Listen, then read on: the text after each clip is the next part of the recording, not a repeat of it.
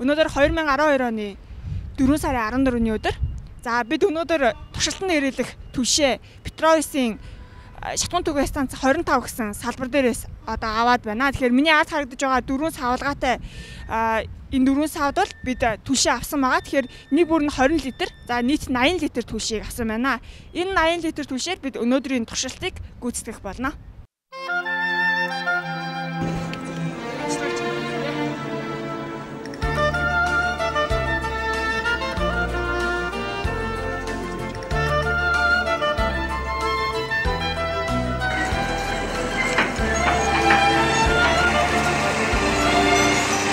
Цаануу Dive Mongolia компани Dive-ийн үр дүн турших туршилт маань үргэлжилсээр байгаа. За өнөөдөр 2012 оны 4 сарын 14-ний өдөр. За бид Uliasted Bridge Construction компани бидний хойно харагдаж байгаа Hyundai маркийн excavator дээр туршилт хийхэд одоо бэлэн болоод байна. За тэгэхээр өнөөдөр туршилтанд хэрэглэх хэмжилтийн багжаа та бүхэнд товчхон танилцуулъя. Тэгэхээр миний одоо яг хажууд харагдаж байгаа эдгээр 5 саваар бид хэмжилтийг хийх болно. За тус бүр нь 2 литрийн багтаамжтай савнууд байгаа. Тэгэхээр энэ уг excavator-ын маань бензин одоо банкнд 2 гуурс ордог. За нэг нь болохоор сорох гуурс, за нөгөөх нь буцах гуурс гэсэн 2 одоо гуурсан хоолой байгаа. 30 минутын туршид 10 литр түлшээр одоо ажилуулхад 30 минутын турш одоо тухайн excavator маань хэдэн литр дизель түлшийг зарцуулж байна вэ гэдгийг эхний ээлжинд 3 удаа хэмжилт хийн тогтоох болно. За ингээд хэмжилтээ бүгдээрээ эхлүүлцгээе.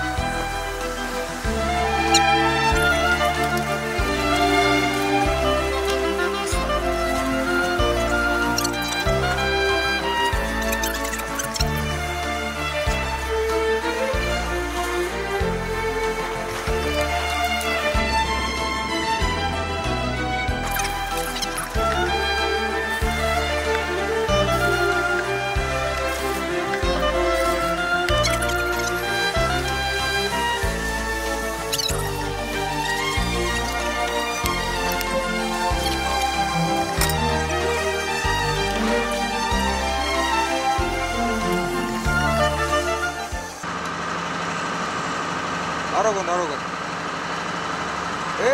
Яг болсон.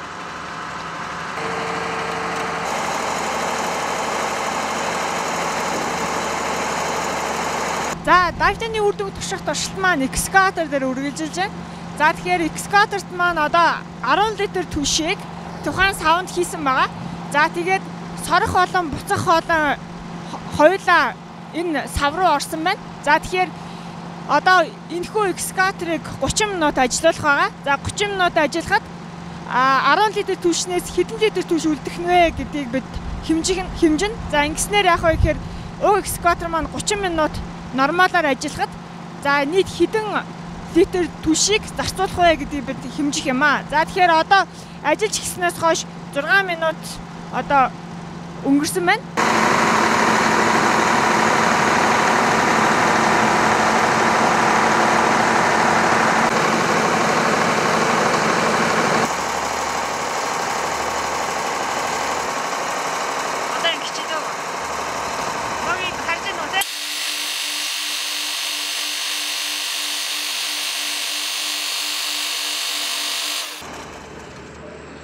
Яг унтраа.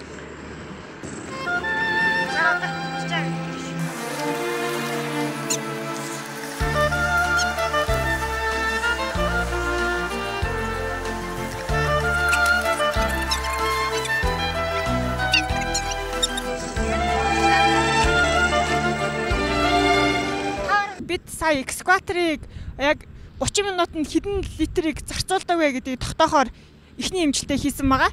За 10 литр түлшийг түлшнээс хавандаа хийгээд түлшнээс банкнаас сордог одоо 2 хоолойг шууд энэхүү сав руу одоо шургуулж хэмжилтийг хийсэн байгаа. Тэгэхээр бидний сая 30 минут ажиллуулад за үлдэгдэх түлшийг тухайн савнаасаа ингээд хэмжих үед нийт 5.4 литр түлш үлдсэн байна. Тэгэхээр уг одоо excavator маань 30 минут ажиллахад 4.6 литр түлшийг зарцуулдаг гэсэн тооцоо эхний хэмжлэлээр гарлаа. Тэгэхээр бид энэ уг хэмжлэлийг баталгаажуулах үүднээс ахин 30 минутыг ажиллуулж тогтоох болно.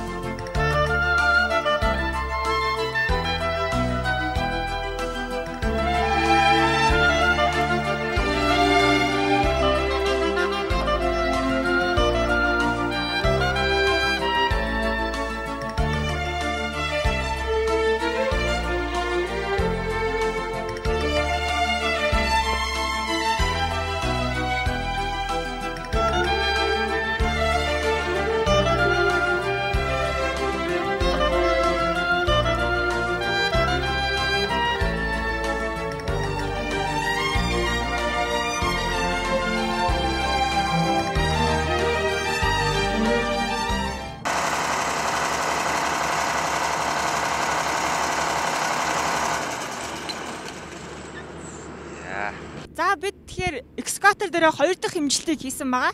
За тэгэхээр 30 минут 10 литр түлшээрээ ажиллуулахад үлдэгдэл түлш маань бид миний баруун гар талд харагдаж байгаа савнуудад байна. За тэгэхээр ерөнхийдөө үлдэгдэл түлш маань 5.6 литр үлдсэн байна.